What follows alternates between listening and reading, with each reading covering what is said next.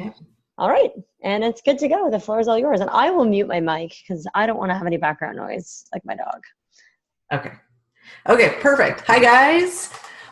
So I'm not going to assume, I actually know most of your faces, so I know that most of you guys already know my story. So I'm not going to start off and kill the time with telling you guys my story.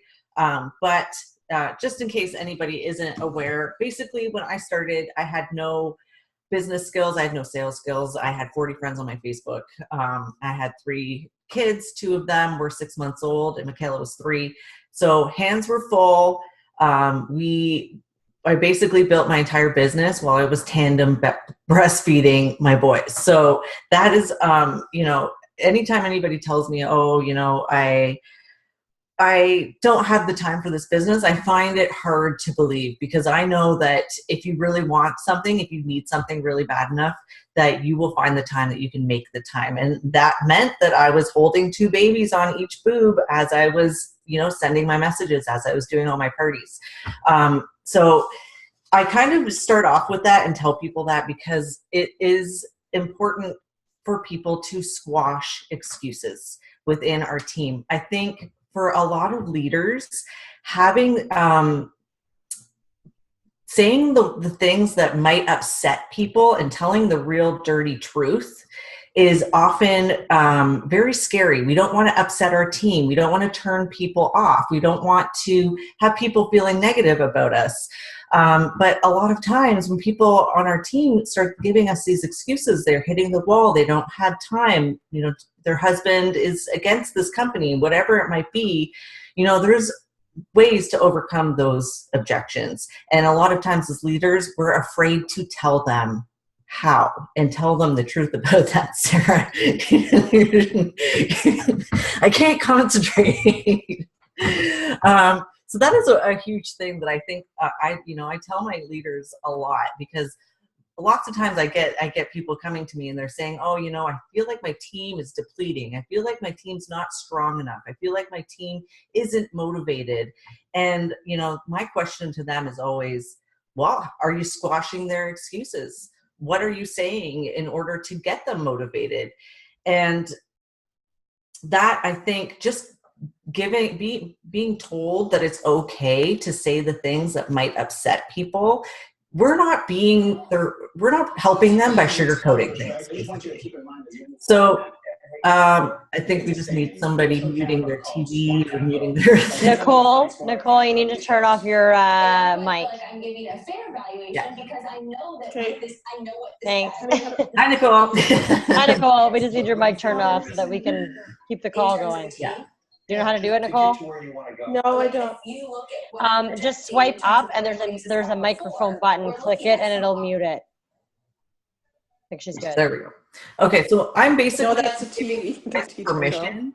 Oh, she's got it. Okay, I'm giving you guys permission to not sugarcoat everything. Say things nicely, obviously, and in a professional way. But when people come to you and they're looking for help, and you know that they're giving you the excuses, squash those excuses, because we've all been there. We've all have no time. We all are busy. So those that for me, being told that it's okay to say these things was huge, because I was always the type of person that's all bunnies and unicorns, and I want to make everybody feel fantastic and feel happy.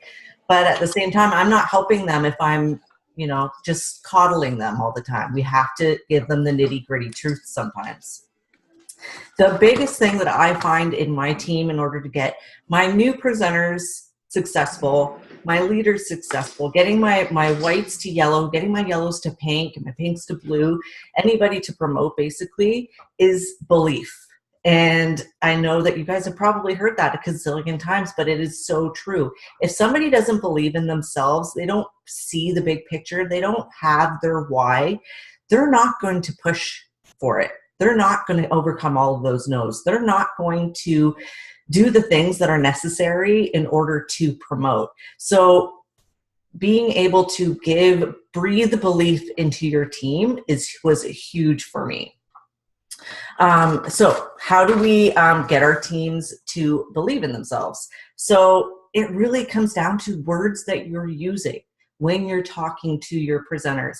And I'm not saying like go into your team chat and post belief quotes or post belief videos or how to get your why or how to believe in yourself and all of that. That's one thing that gets people on a mass level, but it doesn't, people need the one-on-one connection. People need to have that connection with you personally, one-on-one. And I do that through Facebook Messenger. So it's words that you say. So something as simple as, I believe in you, you can do this, that hits them in the heart. And when they feel like they have somebody that's cheering them on, so I've always kind of said as a leader, for me, like we're not bosses, we're not managers, we can't control people, but we can be people's biggest cheerleader. So just like Tina right now, who is, I just called her out, who is watching their kids play, sports, they're cheering them on. She wants her kids to know that she believes in them so that they start to believe in themselves. Does that make sense? That if you start truly believing in your team, and I'm not saying to fake it, I'm saying to actually truly mean it deep down in your gut, in your soul, do you believe that they can do this? You need to tell them, and you need to tell them often, and not on a group level, not in a group chat. It has to be done one-on-one in Facebook Messenger or a phone call or a Zoom call. It has to be connection. That is really, truly how you're going to get people to truly start to believe in themselves. When they start to believe in themselves, that's when they're going to start really not only promoting, but also duplicating, because they will take those words that you say to them and they're going to say that to people on their team when they start sponsoring. And it is a key way to really, truly start duplicating. And that's what this business is all about. It's duplication. It's creating, more of us. And the best way to do that is to really use positive words and breathing belief into our people. The other thing that I find really was a key moment for me in starting to build leaders, I found that my best leaders were also my best friends. And that happened simultaneously. So not necessarily were I best friends with them before they became a leader. It was because I saw something in them and I spent a lot of time with them. And because I spent a lot of time with them and connected with them, again, one-on-one, they connected with me. And that is how we really started to build a friendship. So my leaders are my best friends, but that didn't happen.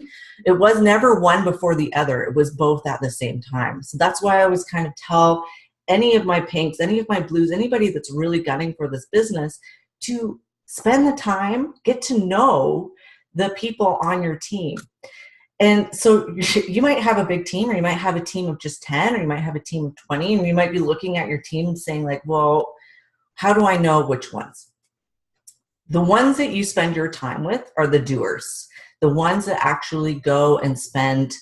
You see them in your back office. You see them commenting on your stuff. You see that whenever you post a team training or a quote or any kind of anything into your group or your chat, these people are engaged. The people that are engaged, the people that show up to Zooms like this are the people that we would spend time with, because those that show up, those that are actually doing the things are the ones that are the ones that are going to do well. It's the truth. That's why I always say those that come to convention, whenever any people start coming to convention, that even people that I didn't expect, they took the time and the effort and the energy to come to convention, they're going to get my time and energy because they deserve it. They came out and they did something that's not hard. I mean, that's not easy to get to convention. It's a lot of money. It's a lot of time. You're away from your family. Same with a Zoom call, something as simple as a Zoom call. If you do it, each of you guys do a Zoom call on your team. I don't know, you can just nod, but do you guys do Zoom calls? All of you? So you do it as you're the leader and you gathered your team to show up, right? Those people that show up are the ones that you're going to spend the time with. Those are the people that you're going to want to focus and become their friend. And yeah, sometimes it means like you're going to shoot the shit with them. You're going to be talking to them about their family. You're going to talk to them about your hobbies. You're going to joke around and have fun. It's not 100% work when it comes to leadership. It's very important to, to make it so that you are friends with them. It's not work, work, work, work, work, work, because eventually those people know that you're after only one thing. So you really need to have it as, it's a give and take as far as that goes. Let's see here. Sorry, I wrote some notes down because you know how if you've ever seen me do a Facebook Live, you know that I totally forget what I'm saying and I get all nervous and wonky, so I make notes. The other thing I was going to say, you ever have somebody come to you and tell you that, they're wanting to quit or they're want to give up? Don't let them. It's so many times as leaders, again, it comes back to sugarcoating, but so many times we're like, oh, okay, all right, well, if you change your mind, you want to come back, I'm always here, got your back, blah, blah, blah. No, you have become a friend of theirs, right? You're friends with them now. And would you let your friend quit?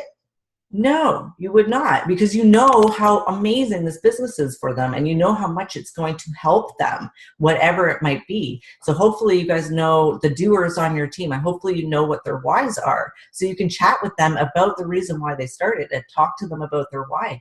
But, I've had even my greens and oranges come to me and tell me that, they're tired and they're wanting to quit. And I'm like, dude, heck no. Like, I will pick you up.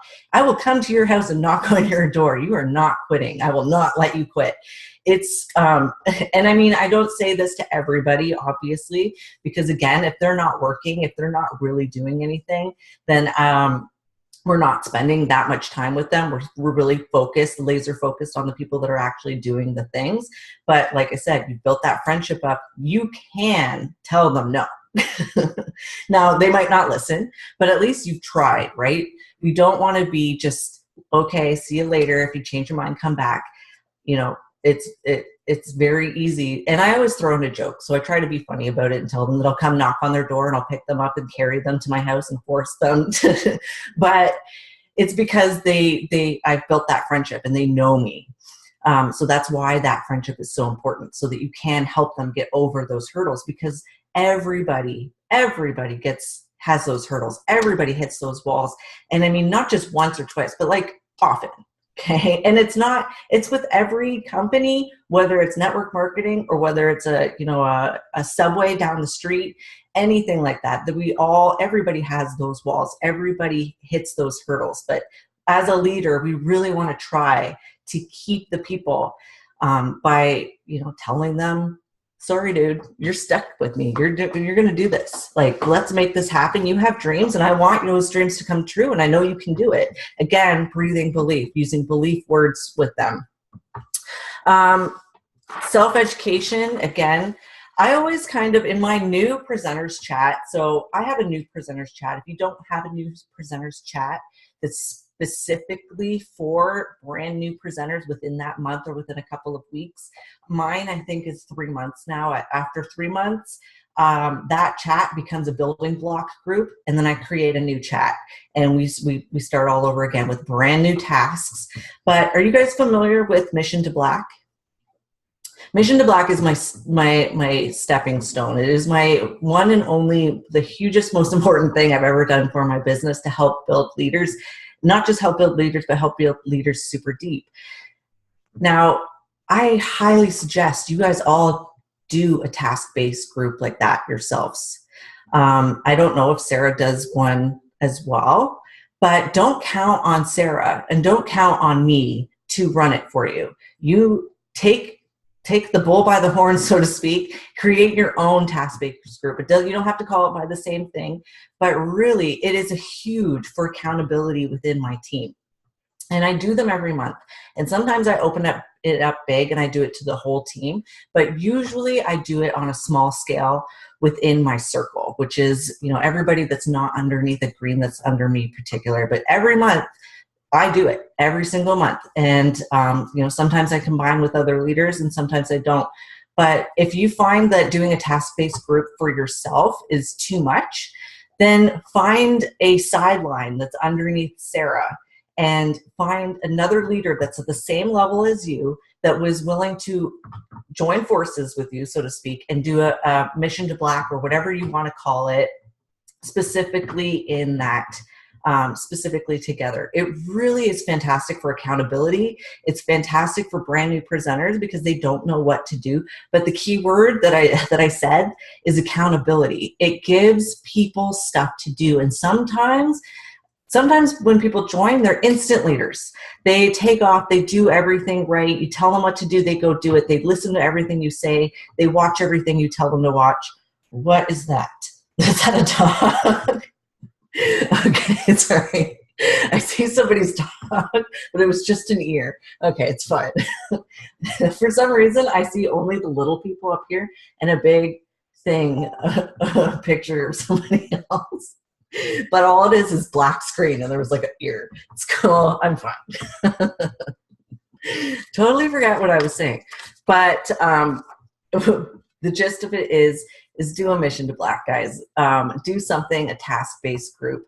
You don't have to have big, giant incentives. It can be something small. But really, when people join, they're either leaders instantly, and they don't need to be told what to do. They're already doing everything that they see you do. And those people are awesome. But for everybody else that's kind of like sitting in the soup of your team, they need to be given, basically like hand-fed different ideas. And it could be just as simple as whatever you posted in your party, if it worked, or whatever you posted on your wall, if it worked, or whatever you posted in a group that made you get new friends, whatever it is, if you had something that was juicy, that was good, screenshot it, post it in your task-based group, and have everybody on your team copy that exactly, and let them know it's okay to copy it. I think a lot of times you see other Black status leaders, or you see other leaders, and they're like naysaying or like turning their nose and saying, hey, don't copy, don't do it. And I'm like, dude, you know what? If it worked for me, 100% take it. I don't care. Do whatever your upline is doing. It's okay to duplicate. It's okay to copy. I mean, change it up a little bit, change the words a little bit, because Facebook will, chances are they'll notice if a lot of people start copying the exact same post. But if you change the words, like just even 4 or 5 words, that's enough to deter Facebook, and you're good. As far as team building, a huge one for me is team meetings and Zooms. I know Sarah is doing Zooms quite often. So I think you guys are probably okay there. And when I asked if you guys are all doing Zooms, you all shook your head. But try to do a Zoom with your team like once a month, right? Let Sarah also do it, because she's your upline and she has lots of value out there. But if you do it yourself as well, you might be able to scoop up all those other people. Send messages. Don't just post it in your team chat and expect people to hop on. You have to send a message and say, hey, this is what I'm doing. This is what we're learning. This is why it'd be awesome if you would come. And you really have to kind of treat it as if it was like a party. If you were at a party, if you were talking to a hostess and doing a party, you would have your hostess message every single person, right? To make sure that they want to be in that party. We would look at that Zoom doing the same way. You go out, you message every person. Don't just hope that they see a post that you put out there that you're doing a Zoom. You have to message people and really get them on. And the ones that show up are the ones you're going to work with. The reason why I love Zoom so much is because a lot of times, especially with brand new presenters, if you can get a brand new presenter on a Zoom, it's fantastic, because a lot of times people are afraid of Facebook Lives, right? Like, how many of you guys have people on your team that will not do a Facebook Live because they're petrified of it? Me too. I'm petrified of it as well, but it gets a lot easier, and it's almost like a stepping stone for people when they do come onto a Zoom, because some people are even afraid of doing Zooms. They're afraid of having their being on a video and having to interact one-on-one. It's like a phone call, but worse. And lots of people have anxiety about even being on a phone call. So that's why I love a Zoom, because it's just kind of like a baby step. Like, give them the affirmation that, like, dude, you guys all did this Zoom. You all showed up. You guys can 100% do a Facebook Live. And if you're petrified of doing a Facebook Live, do a video first and then upload it. But the fact that you guys were able to even come on here and do a Zoom with me proves that you are totally capable of doing a video and posting it on Facebook. So that is why I kind of love it. It's just like a little bit of a stepping stone. Now, I don't know if you guys have local presenters, if you have a lot of your team that are local, but if you do, try to do a dinner once every 2 to 3 months. You don't have to pay for it. You don't have to, no. I guess that means she doesn't want to do dinner. It's because I'm not ever included in the local dinner. That's why. I do a lot of dinners, and she's in our group chat when we talk about dinner, and she's not included because she's so far in the US. So that's why she's just sad. So I next time maybe we could just Zoom in Tina, and she'll feel like she's part of the crew. It's okay, Tina Beans. Yeah. Sarah, you can put her on your phone and just kind of FaceTime her. Totally. Just put her there. Everybody can pretend that she's actually sitting there. We'll feed you nuggets. But yeah, so, and Tina, if you can't make it to Sarah's big one, do a local one yourself with your own team and get that sense of community and sense of family that Sarah has with her local team and get it for you. Because it really is amazing. Because again, it just kind of adds that little bit of extra friendship. It really gets that feeling. And I mean, when you do that, people aren't going to leave you for other companies. They're not going to switch because they're friends with you. So again, it's not just for a short term, for duplication, but it's for long term to keep your team with you, to keep your team solid. Another huge one that I do, I think Sarah's talked about it a little bit because we're in that Bob Helig training. He calls it something else, but I've been doing them for years, and I call them social media audits. And I do this with everybody that's in my, yes, Tina? I just said that because you did one for me like a year ago or something like that. And I love them. Awesome. So glad to hear that, Tina. But yeah, so social media audits, I've been doing them for years. They're amazing. It's a 20-minute phone call. You can blast it out into your team page or your team chat or anybody that's pushing for a goal. So white, yellows, especially brand new presenters, really help them clean up their social media, make sure that they're doing things correctly. They're not messing up with their own Facebook algorithms, because Facebook algorithms is a scary word for most people. A lot of people think, I love them because they're super fun, and I'm kind of nerdy that way. I won't touch math or spelling, but Facebook algorithms, I'm all about it. But not everybody's like that. In fact, most people, when they hear that word, they kind of run the other way. They don't know what it means. They don't like to play around with it. So we want to make sure that we can help them so that they're not messing up their own Facebook algorithm. So what I do when I look through it, I just kind of have a quick little thing here, but I check to see what can be improved. What's missing from their Facebook is their engagement. So a lot of times, especially with whites to yellows and pinks, you look at their Facebook and there's one like on 2 things, and then there's no likes, and they're sharing recipes. They shared 10 recipes the other day, and some stuff about Trump. You're like, whoa, this is how you're going to be able to scale that back and give them some direction without upsetting them, because you've put it out there and they've asked for it and they're looking for that help. The other thing I do is the first thing, anytime anybody comes to me and says, this isn't working, I can't get any sales, I can't get any parties, I say, are you adding 5 friends a day? And if they say yes, I say, awesome, send me a screenshot. Because I'm not just going to listen to them, because you know what? A lot of times they say yes, but the truth is they aren't. So I ask for a screenshot. I ask for proof. I say, awesome. How are you adding your friends? Send me a screenshot. And then that way it proves to me whether they're a doer or not. If there's somebody that I really want to work with closely, because if they're not being completely truthful, then I'm not going to spend as much time with that person. I'm going to move on to the next. And I know that might sound harsh, but for you guys, you might not be at that level yet. But when you get up to about green and orange status and you start to have 100 people on your team, you want to make sure you're working with the right people. So I say, how are you adding your 5 friends? Send me a screenshot. What's the last thing you did to add 5 friends? And sometimes they're sending me a screenshot from 5 days ago. I'm like, dude, why? That's why you haven't added 5 friends in a week. We got to do it every single day. It's a non-negotiable. It has to be done. If you're not adding your 5 friends, your funnel is just you've got nothing. Nothing's going in, nothing's going to come out. You've already blasted through all your people. The other thing I do in my social media audits is we problem solve, basically. We look to see what can be fixed, how we can fix it, and then the accountability part comes in, and I say, let's connect in a week and check to see how this has improved. I give them all my tidbits, all my advice. And again, this is done one-on-one in a phone call or a Zoom. And this way I get not only an accountability check, they know what to do moving forward. But again, it just it builds a bit of a relationship there as well.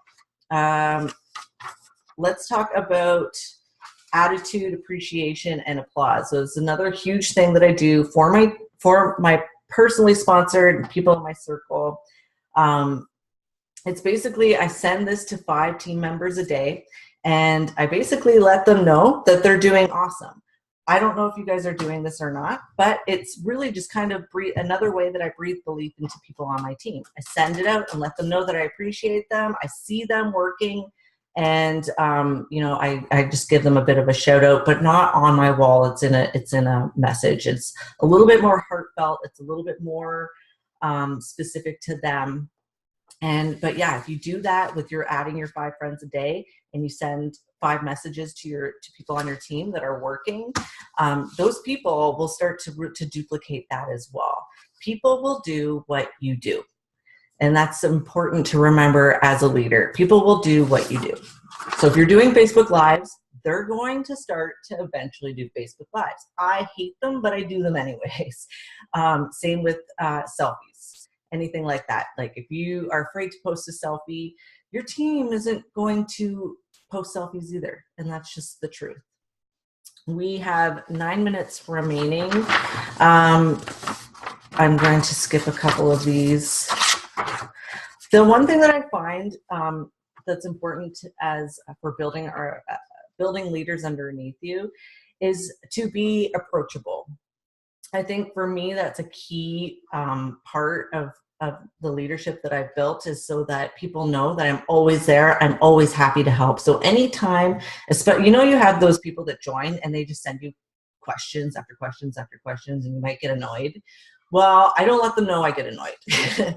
I answer them right away. I work with them 100%, because if they're asking me questions, they're working, they're trying. And so they deserve my attention, whether or not it's 300 questions in a day.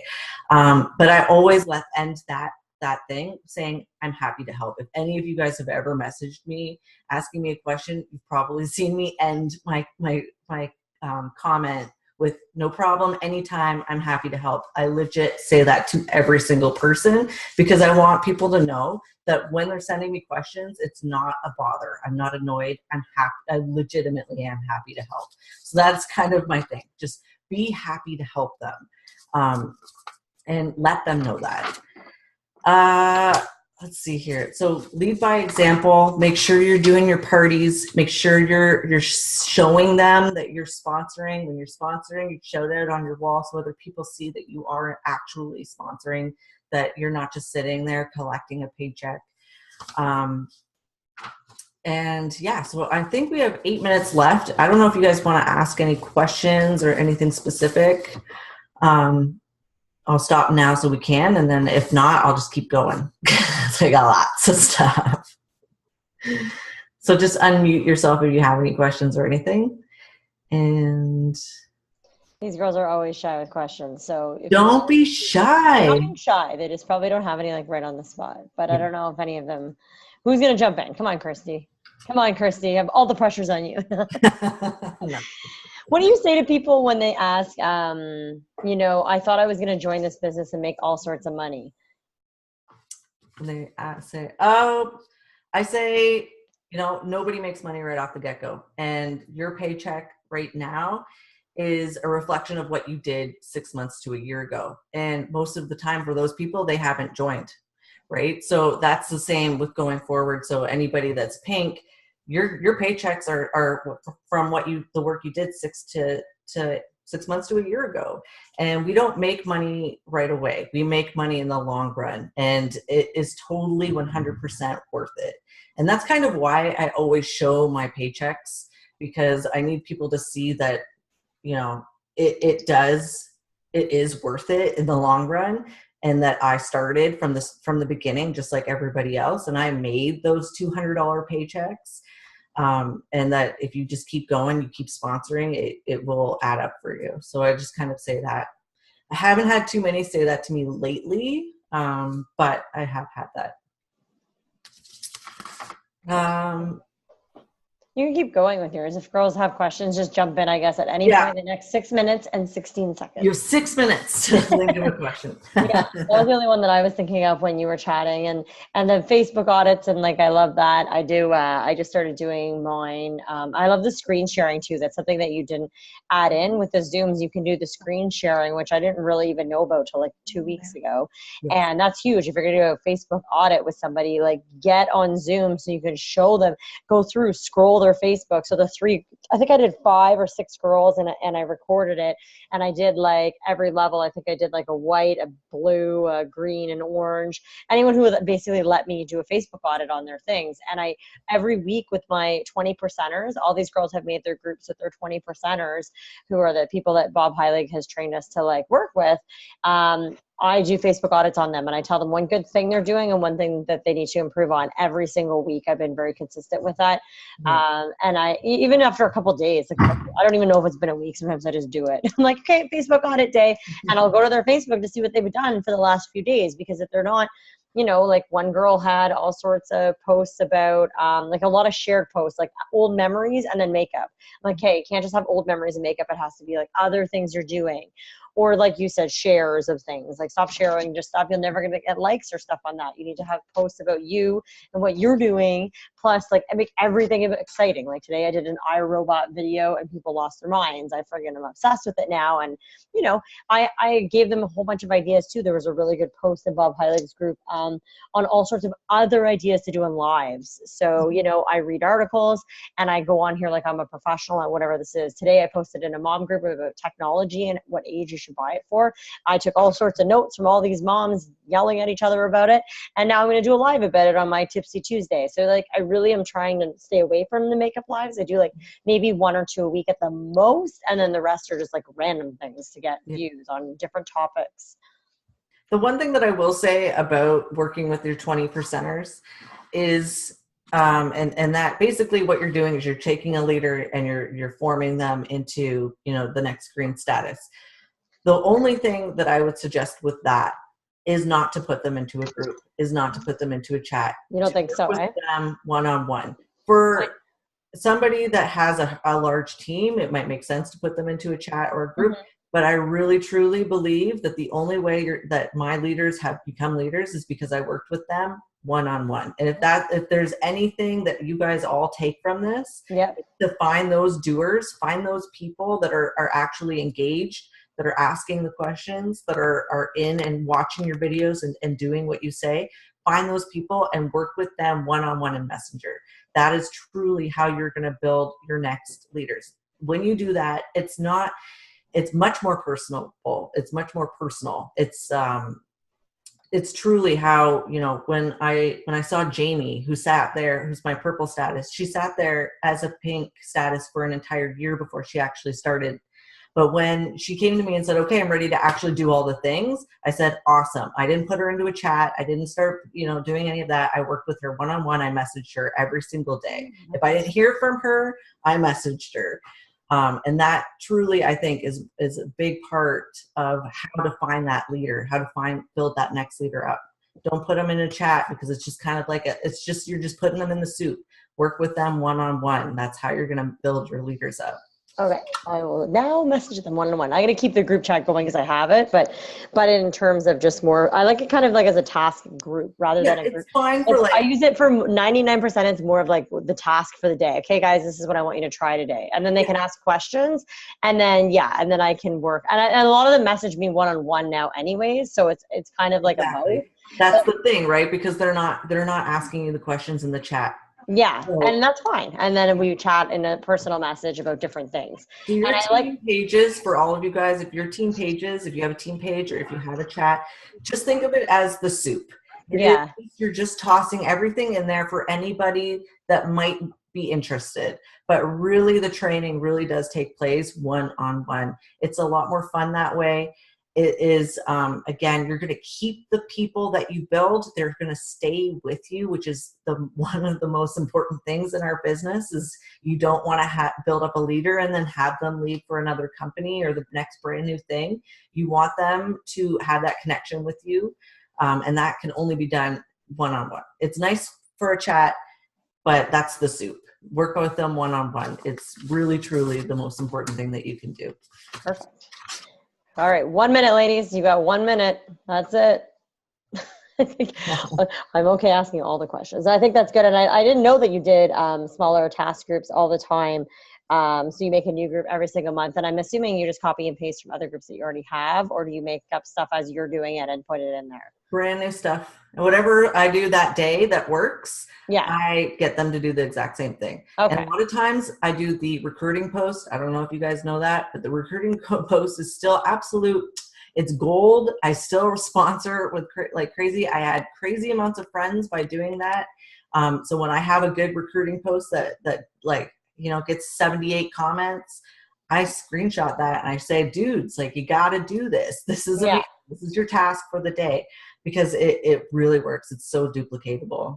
Mm-hmm. And you're talking about the make money, vacation money, that one? List, yeah. And I do that on I boost posts as well.